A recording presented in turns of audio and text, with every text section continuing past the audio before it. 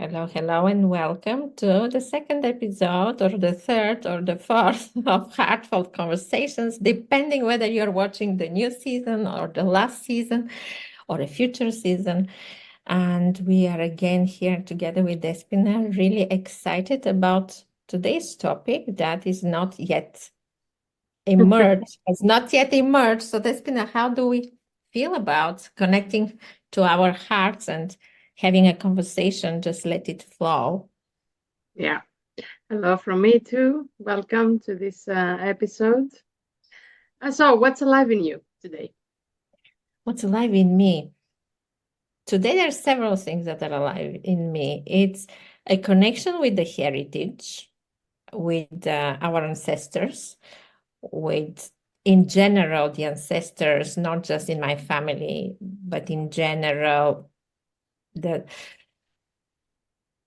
past generations, the future generations. It is kind of a moment that I didn't expect to happen. It just came over me, this energy of this interconnectedness and the importance of us being present and doing our thing, being here and living life to the fullest. This is one thing that's alive in me today. Another thing that is alive in me today, and we briefly spoke about it before we started, is are we postponing something that we could have taken action on today? This is something that is really present for me. And again, I would be happy to talk about the energies and the drives that are helping us move forward or are stopping us. And when they're stopping us, these energies or patterns or models, what exactly is the message behind? So these are the two things, the Yeah, heritage and the interconnectedness, and also the awareness of, are we moving forward? Are we putting things off? And if we're putting things off, why is this happening? And what is the wisdom and the message in it? And what about you? What is alive in you today? I think the same, like change, bringing about change, and also a very big word that I'm playing maybe in the last 2 or 3 years, and I'm trying to, let's say, sorry, create my life around it is ease. Mm-hmm. So we can combine these two in a way to say, okay, what are you putting off doing and how can you make it easy? Because sometimes we say this can happen or I can do that. And there must be a very easy way that you can start. And we fail to see that a lot of the times because I personally, I don't know.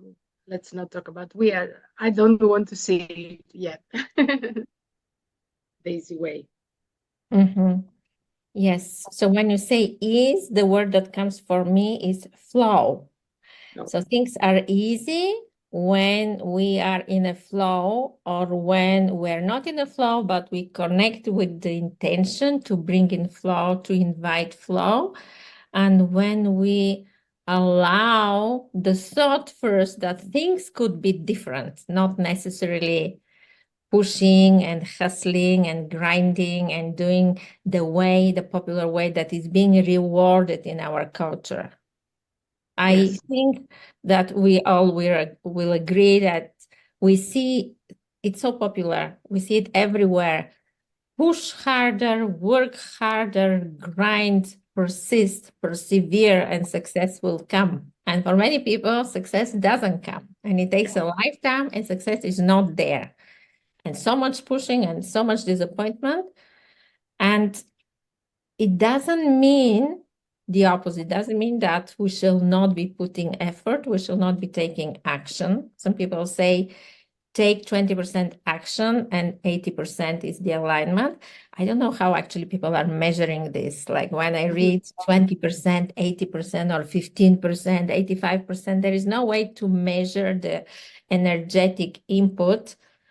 I think the message is get into a flow, find the circumstances or the environment that supports you so that you take inspired action. For me, there is the magic. With inspired action, things happen easily because there Yes. is internal inspiration. Yes, exactly. And I think for me, what is working is that where I'm more connected with my purpose and the service, like it comes easily. Like my post on Facebook will come easily, or when we create with Nikos our daily soul map, like we're having so much fun, and it's so easy to connect to the map and the prediction of the day that it's magical sometimes. Yeah, so what I hear is that you're finding your space where you're excited, Exactly. where you feel inspired, where you're trusting the other person, where trusting the process, where trusting the flow, which is different from doing what you have to do. I had this conversation with my mom this morning. I had to prepare to a village very close to our city. And we had this conversation about being present because, as many other moms, she's worried about the future. She's remembering the past. And I was telling her about trying to be here and enjoying the present moment. That, of course, she's doing it, but not consciously. And the thoughts that she could immerse herself in the now fully kind of shook her off because this is not a habit that she's been practicing. And then she asked me, yeah, but can you live without any planning? Can you live without backup plan? Can you not plan for the future? And That's a misconception. Yeah, that's a misconception. Like when people hear, and I've seen it with people I have talked to, that when you tell them just be in the now, they kind of go like, yeah, but how do I? What's my future going to be? Don't I do that? I say, yes, you plan. Of course, you plan, but it's different from worrying about the future than actually planning the future.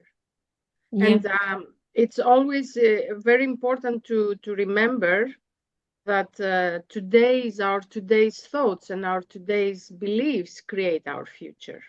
So if you're not in the present and you're in the past, you're operating from the past, creating your present, and with your past creating your present, you create your future based on your past again. So somehow this chain has to stop, and you create the 80% kind of mindset, and then the 20% inspired action, and maybe in a year from now or even less, your life will be different. Yeah, but it is important to acknowledge, and this is a message to everyone who's maybe feeling guilty that are not able to be in the present moment. It is important to acknowledge that the natural way of people, of humans, is to be playing this yo-yo between the future and the past, because this is our survival mechanism.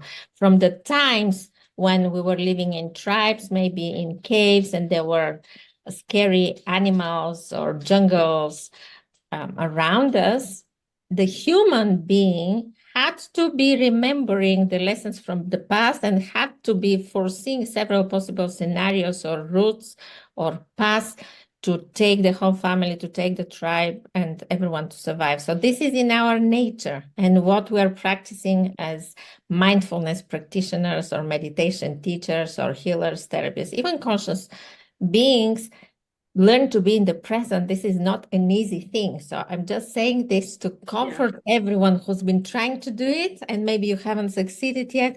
No worries. Majority of people does not succeed with that.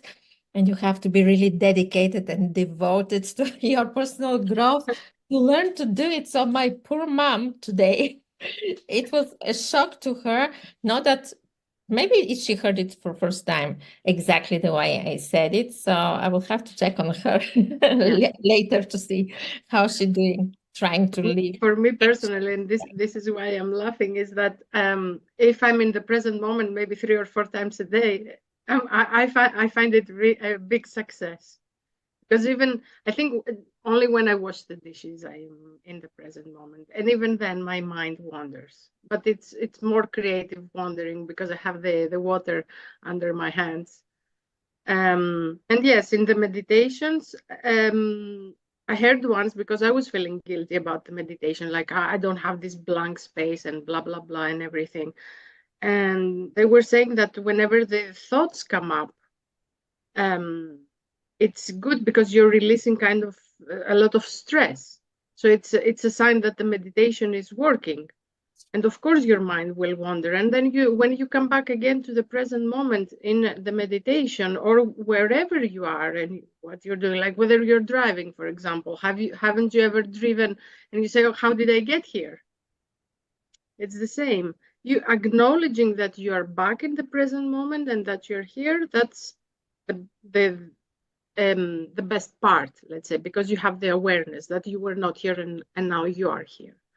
Yes, this is very powerful. And also, I can suggest to our listeners, when you are meditating or practicing any guided visualization or any of these mindfulness processes, some people make the distinction between meditation and mindfulness. Like in meditation, you're supposedly introspecting and not listening to anything external. To me, it's all developing or working with your consciousness. So I'm not strictly separating them. When you feel some thoughts coming, use them as a tool. Do not try to stop them. Do not try to eradicate them, but observe them. And by doing that, you will recognize, this is what I'm suggesting to you, to acknowledge this part of your consciousness who is the observer of these thoughts taking place. And then you realize that you are so much more than your thoughts. There is an aspect of your consciousness who is capable of observing the thoughts, observing the feelings, observing the body sensations, observing the environment. And then you realize that you're so much more, that you're so powerful. A part of you is thinking the thoughts, another part, the more powerful part, supposedly, is observing these thoughts happening. And then when you see that, when you realize it, then you come back into your power. And this is actually being present here, because then you say, I'm observing my thoughts being thought. This means that, okay, there is nothing wrong. I'm here, I'm being silent, this part of me, the silent observer, observing the thoughts, and all is good. These thoughts will come. Some people use the metaphor of letting the thoughts pass the way clouds are passing on the sky. And then again, you may find a more silent moment, but this is not the purpose. The purpose is to let the busy chattering mind relax. And this happens when you step into the shoes of your silent observer. Yeah, very powerful advice. Thank you. It's You're always good to remember. I think we're beating ourselves up a lot, and choosing ease and flow in a ways, and following advice like this one is giving ourselves, the benefit of the doubt that we're all humans, and this is the best meditation or the best mindfulness practice I could do today, and acknowledging that and giving ourselves a bravo. Well done. Yeah.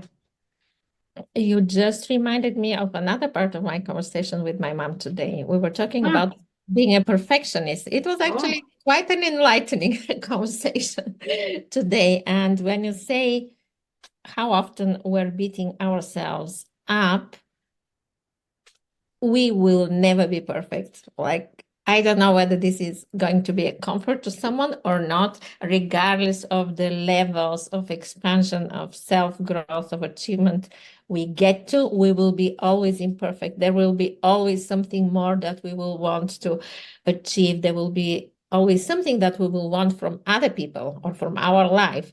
And it is okay that we're wanting all these things. It means that we're driven, we are alive. There is a life force in us that wants us, propels us to grow, to expand. The thing is what we do with this desire to have more, to have better, to be better, to try to fix things.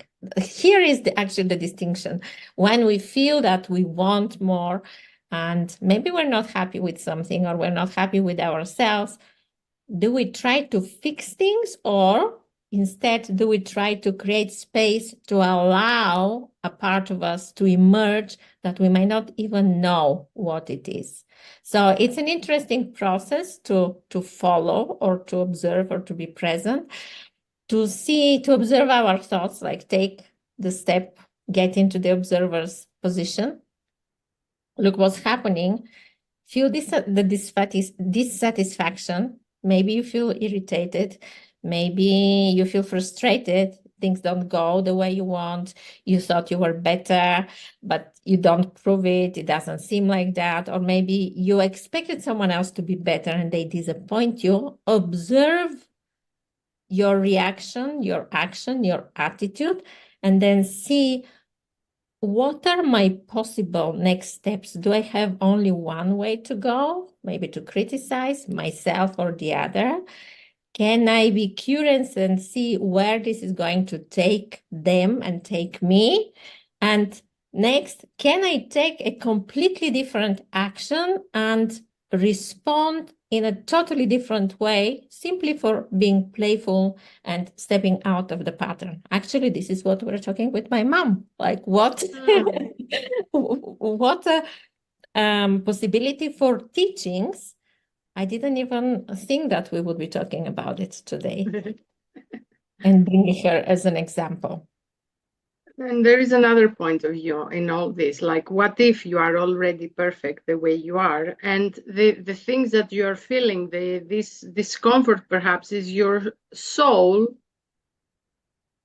knocking on the door and saying, I'm here, like connect with me, see what is there, create the space. Maybe it could be both creating the space and beating ourselves up in a way. And except for perfectionism, I have another, because you said we compare, that's another big one. I think perfectionism and comparison, I call it comparisonitis. I suffer from comparisonitis. Yeah. Just I would say to the people, just be careful who you compare yourself with. Yes. Because I have done this. I have fallen into this trap. Like I used to compare myself as a healer with healers who are 15 years in the field of healing and spirituality or consciousness teachings. And I was like, why am I doing that? Of course, I don't know all the things. Of course, I still have a lot to learn how to be as a healer and how to help others. Of course, I'm studying, but 15 years to 3 years, like that's a big one. What? And then I sat and saw how I was 3 years ago. I was like, wow, that's a big journey, studying so much. Imagine maybe that in 2018, I didn't know what the chakras were. Yeah. So I compared myself to my old self. I saw my growth and I said, okay, they can be an inspiration, but not a comparison based, not competition. I wouldn't call it competition, but yes, I can be like them, but I'm not like them now. And it's okay. I'm on my own path. Yes. This is very important to remember to check where is the point, where is the compass, the central point of our coordinate system, and how can we compare with others from this present point where we are now, but also how can we compare ourselves, and is it right to compare ourselves thinking from the point of the soul journey? Because in this lifetime, you're comparing your 3 years of experience and studies versus someone else's external. These are all external parameters. They're measurable parameters. Because inside, in these 3 years, you may have achieved tenfold times more compared to someone else. And I've seen that with all my studies and certifications and Master of Science and other people making PhDs and being totally illiterate, like simply having some diplomas that mean nothing. These are the things on the surface that we could compare, but also what is the heritage, talking about heritage and interconnectedness, and not even through generations, but our personal journey, our own journey of the soul, all the baggage in a positive way, all the heritage, all the value, all the wisdom, all the inherited knowledge that we're bringing from all parallel or future or past lifetimes. What about quantum jumps? What about integrating and putting yourself, your whole, the 100 and more percent of you into a desire, into an intention, and achieving something that is immeasurable or it's beyond any charts. So it's an interesting thing, comparing ourselves and even with others. And It's I creating think limitations. Yes, creating limitations. limitations, it is. There are some rare cases where I believe it's important to compare ourselves, and it is only when we're looking to find a positive achievement, when we need reinforcement, when we need to boost ourselves and to move forward and take an action step. In any other case, I don't believe it's healthy. And unfortunately, this is what we all learn to do, that by going to school. Yeah. All the scores, all the grades, all these things, comparison, belittling children in front of the class, teachers belittling themselves. Like, I'm so close to that. I'm seeing it. And there is no way to change it unless we start changing one person at a time, one soul at a time, one student, one teacher at a time. On a mass level, the system level, this is not possible to happen, because this is actually what is making the system function. And I know that you understand me because you've been in the education system for so long. Yeah, definitely. I think a lot of things start there. I had the image of a baby yesterday, because I was contemplating about the higher self, or the version of ourselves that we aspire to become. And I would say it's the baby. It's the baby before anything was imposed on us. Like, don't wear this color. Don't do that. Don't talk like a boy. Don't act like a girl. You know, all those things that are so many. And suddenly we are at our 40s and we say, okay, that's enough. Like, where is the baby I used to be? Yes. Yeah, the baby with the wisdom and the purity of the soul and the lack of limitation. This is true. On the other hand, being part of a society, we need to develop this social language that comes with imposing certain boundaries. So it's not a simple thing. It's not an easy answer. That's why we talk about becoming more self-aware and developing this consciousness about who we are and learning more about our strengths, our needs, respecting other people's needs. The more we are aware of our own needs, the easier it is also to respect other people's needs. And this is something that used to be considered egoistic in my culture, putting oneself in the focus of, in the attention and taking care of our needs. But indeed, it's not possible to recognize the other person's needs if you are not aware about your own needs. This is another part of my conversation with my mom. Yeah. It's quite enlightening. It's so interesting. It's so fun. I'm really having fun seeing how things are connected.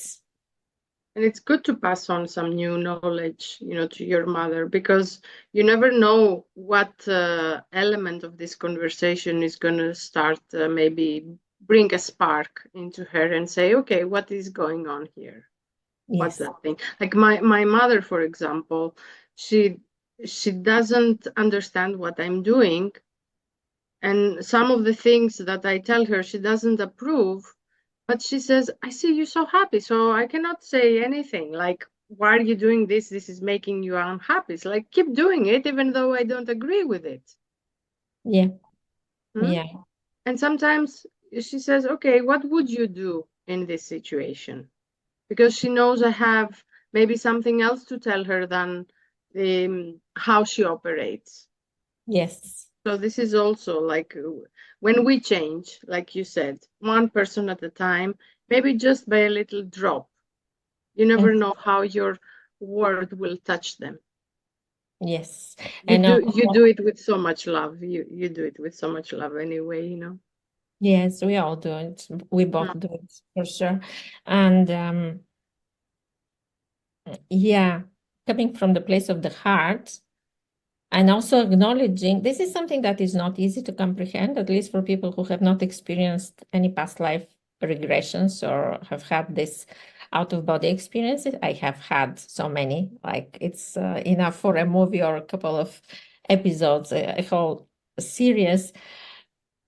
To acknowledge that when we do transformation work for ourselves, healing happens. And here I'm going to say that I'm using the word healing in a specific way, not necessarily meaning that the person who is experiencing this personal healing is ill or sick or in a bad position.